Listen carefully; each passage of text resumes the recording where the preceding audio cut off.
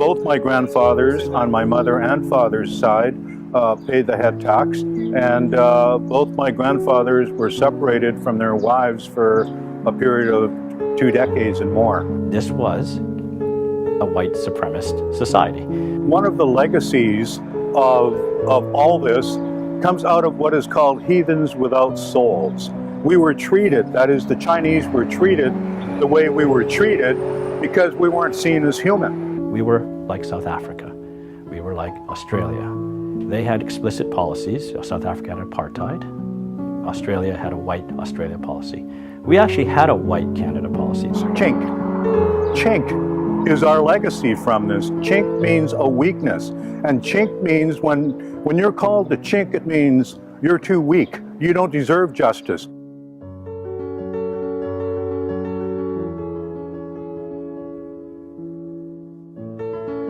One of the hallmarks of white supremacy is if you're not white, you don't get to vote.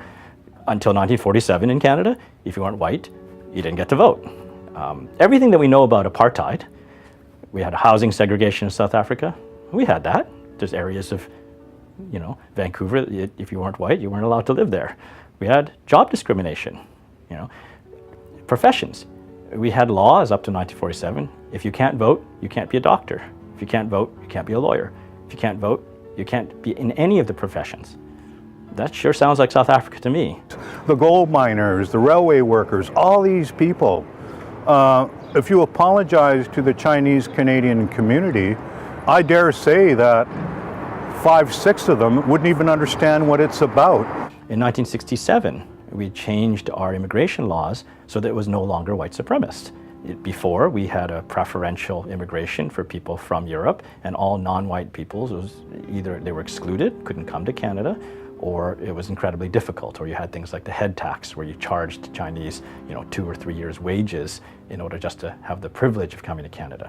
The Harper government left us with an incomplete redress. They took the photo ops, they did the vote pandering, and essentially they redressed less than 800 families out of 80,000 families.